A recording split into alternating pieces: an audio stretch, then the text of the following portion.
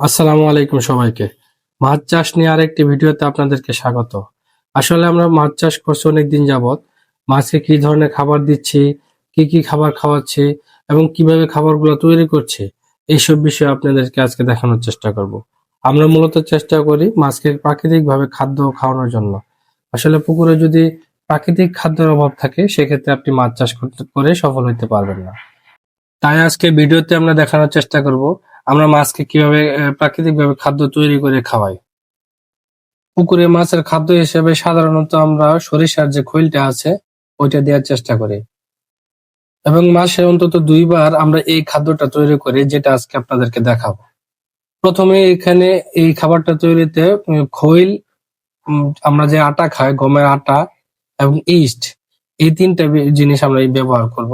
আর হচ্ছে যে আপনাদের আশেপাশে যদি থাকে, লালি থাকে, লালি বলতে আপনার আমরা যেটাকে বলি হচ্ছে চিটাগুড়। চিটাগুড় যদি থাকে সেটাও আপনি দিতে পারেন। চিটাগুড় আপনাদের ফাইটোপ্লাঙ্কটন তৈরিতে মাছের পুকুরে অনেক বেশি কাজ করে আর কি। এখানে প্রথমে আমরা একটা বালতি নিয়ে নিব। বালতিটা অবশ্যই একটু বড় হতে হবে, যদি ড্রাম থাকে বা বড় চারি থাকে সেক্ষেত্রে আরো বেশি ভালো। এখানে আমরা মূলত আমাদের যে পুকুরের মাপ অনুযায়ী মোটামুটি 7 কেজি থেকে 8 কেজির মতো খৈল নিয়েছি। এখানে খৈলটা আমরা প্রথমে দিব বালতির ভিতরে। এরপর দিয়ে দিব হচ্ছে যে আটা। আটা হচ্ছে যে আমাদের নর্মাল যে আমরা যে আটাটা খাই, গমের যে আটাটা খাই, ওই আটাটাই আমরা এখানে ব্যবহার করব মাছের খাবার হিসাবে। কারণ আটা দিলে হয় কি পুকুরে খুব সহজে প্লাঙ্কটন তৈরি হয়ে যায়, আর এটা আমাদের খুবই কার্যকরী। আর 3 নম্বর যেটা দিব হচ্ছে সেটা হচ্ছে ইস্ট। ইস্ট কি জিনিস? ইস্ট হচ্ছে যে আপনার বেকারি যে দোকানগুলা ওইখানে পাওয়া যায়, মূলত কনফেকশনের দোকানে। আর এটার কাজটা কি? কাজটা হচ্ছে যে আপনি দেখবেন যে আমরা যে নর্মাল যে পাউরুটি খাই বা বনরুটি খাই, ওইখানে যে ডোটা তৈরি করে ওই ডোর ভিতরে যে ইস্ট দেয়, ইস্ট দেওয়ার কারণে আপনার এখানে জীবিত হয়ে যায় ওইগুলা। তো এখানে ফাইটোপ্লাঙ্কটন তৈরি হয়, এখানে অণুজীব আছে অনেকগুলা ইস্টের ভিতরে। এই অণুজীব গুলা জীবিত হয়ে যায় পানির ইয়াতে এসে, তারপরে আপনার এগুলা পুরা পুকুরের মধ্যে ছড়ায় যায়। আর এগুলা হচ্ছে মাছের অত্যন্ত প্রিয় খাবার। মাছ এগুলা হান্টিং করে, হান্টিং করে, মানে শিকার করে খায়। তো আমরা দিব হচ্ছে যে ইস্ট। এরপরে যদি আপনার থাকে, লালি বা চিটাগুড় থাকে, সেক্ষেত্রে আপনি ওইটা দিতে পারেন।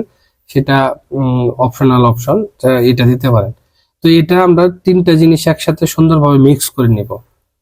এমন ভাবে মিক্স করব যাতে মানে কোথাও আটকে না থাকে, মানে সুন্দরভাবে যাতে পানিটা সব জায়গাতে যায় এবং ভিজে।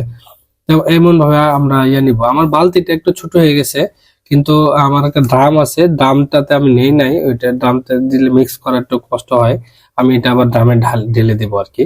তা আপনাদের যদি এরকম থাকে যে মানে কাটা ড্রাম অথবা চারি থাকে, আপনারা চারিতে দিতে পারেন। চারিতে দিয়ে ভালোভাবে মিক্স করে নেবেন। মিক্স করে এটাকে আমি মূলত 2 দিন রেখে দিব। 2 দিন রেখে দেওয়ার পরে এখানে আপনার দেখবেন যে সবুজ সবুজ হয়ে গেছে। এই সবুজ সবুজ হয়ে যাওয়ার পরে আপনি এটা 2 দিন পরে পুকুরে ছিটিয়ে দিবেন সুন্দর করে।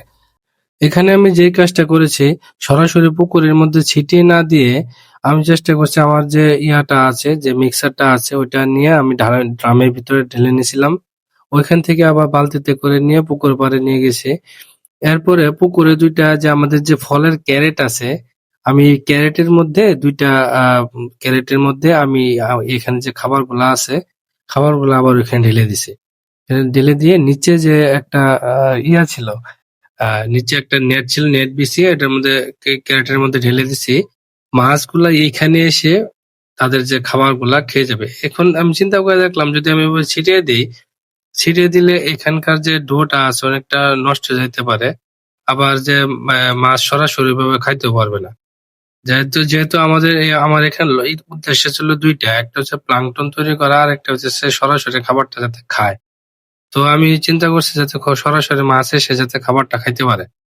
তাই আমি এখানে দেখলাম যে এটা কাইন্ড অফ এক ধরনের পরীক্ষামূলক ধরতে পারেন, যে আমি এখানে যে বালতিটা আছে, বালতির যে খাবার ইয়াগুলা আছে, এগুলা আমি এখানে ঢেলে দিছি।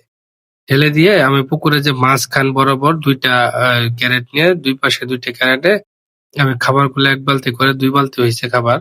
তো এই 2 বালতি খাবার আমি এখানে পুরাটাই ঢেলে দিছিলাম। তো এইভাবেই আমাদের যে কাজটা হচ্ছিল, চেষ্টা করছি যে আমার পুকুরে যে প্রাকৃতিকভাবে খাদ্য তৈরি করার, আহ সবসময় যাতে আমরা প্রাকৃতিকভাবে খাদ্য তৈরি করে মাছকে খাওয়াইতে পারি। এতে আমাদের খরচও বাঁচবে। আর যারা আছে ভোক্তা আছে, যারা আমাদের মাছ নিবে আরকি, তারা যাতে পিওর যে মাছটা আছে, পিওর মাছটা খাইতে পারে। অনেকের চাষের মাছ আছে আশপাশে। আমরাও যেহেতু চাষ করতেছি, কিন্তু চাষটা হবে অর্গানিক ওয়েতে, প্রাকৃতিক ভাবে। তো এটাই হচ্ছে যে মূল লক্ষ্য আমার। তো এখন হচ্ছে যে এই যে এইভাবে আপনারা চেষ্টা করবেন। যে অনেকেই এটা অনেক পুরাতন পদ্ধতি, অনেকে এইভাবে দেয়। তো আমি এভাবে চেষ্টা করে দেখলাম যে আসলে কি হয়। তো ফলটা কিন্তু ভালো হইছে। অনেকটাই মোটামুটি আমি পরের দিন নামছিলাম। নেমে দেখছি যে কি অবস্থা। কোনো খাবার নাই। মাছ এখানে এসে খাবার সুন্দর মতো খাবার খেয়ে গেছে। তো এই ছিল অবস্থা। এই ছিল আমাদের আজকের ভিডিও। তো ভিডিও সবাইকে অসংখ্য ধন্যবাদ আমাদের ভিডিওটি দেখার জন্য। তো আপনারা আমাদের সাথেই থাকুন। আশা করি আরো সুন্দর সুন্দর ভিডিও আমরা দিতে পারবো।